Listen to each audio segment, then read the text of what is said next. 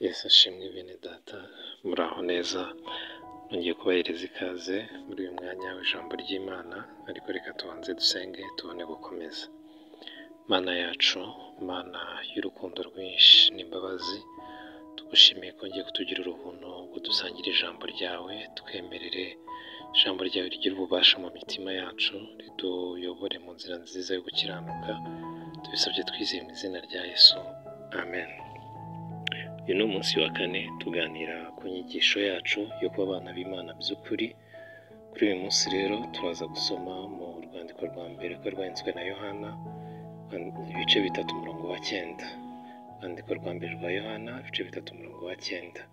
Handitse ngo umuntu wese wabyawe n'Imana ntakora ibyaha, kuko imbuto yayo iguma muri we, kandi ntabasha gukora ibyaha kuko yabyawe n'Imana. Imana itugirire neza. Mu minsi yagiye ibanza twabonye igituma kiduhesha kuba abana b'Imana. Twabonye ko ari ukwemera kwakira Yesu Kristo ndetse ukamwizera.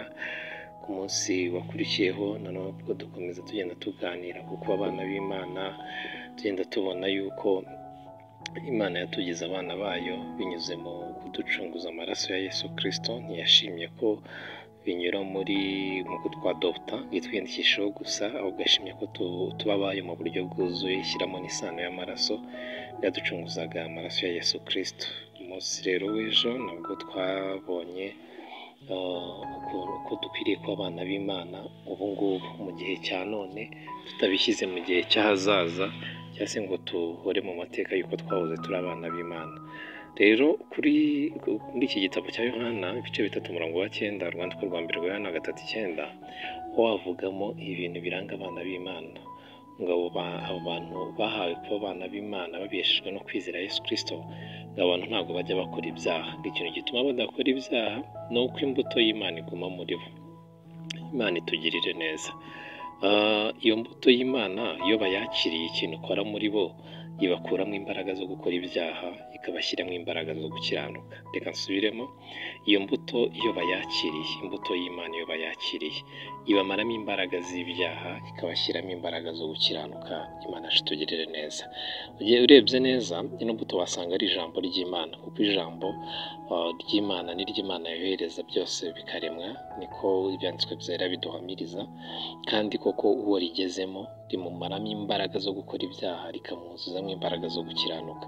Umuntu wese wabyawe n'Imana ntakora ibyaha. Ikintu gituma atabasha kubikora ni uko imbuto y'Imana yakiriye, ijambo ry'Imana yakiriye riguma muri we, rikamumaramo imbaraga zo gukora ibyaha, rikamuhereza imbaraga zo gukiranuka. Imana itugirire neza. Gukora ibyaha nk'uko byumvikana n'ubundi harimo inshinga yo gukora. Ni ugukora hanyuma hakaza icyaha. Gukora icyaha ni ibintu watekereje, urabiparatika, ubishyira mu ngiro. Umuntu wese wabyawe n'Imana ntabwo yabasha kubona imbaraga zo kugambirira gukora icyaha. Ukagambirira ngo ndaza kubeshya kuko ukabeshya, ukagambirira ngo ndaza kwiba kuko ukiba, ukagambirira kunywa inzoga kuko ukanywa inzoga, ukagambirira gusambana kuko ugasambana, kandi n'ibindi byaha byinshi.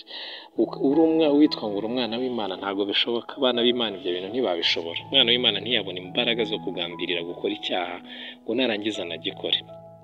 Ashobora kugira intege nkeya, hakaba ari ibizamubaho bimutunguye. Bene ibyo nabyo iyo bimaze kumubaho, agira umwete wo guca bugufi akiboneza na Kristo nk'uko nababoneye.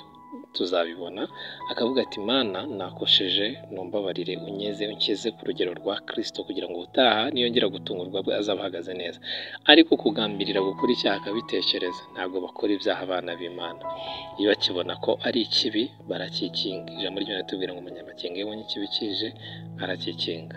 Wifurije kuba umwana w'Imana by'ukuri, nukora ibyaha wakira iyo mbuto igume muri wowe, uyigundire, ntuyitakaze, kuko iyo ngiyo ishoboza abana b'Imana kudakora ibyaha. Yesu aduhana umugisha.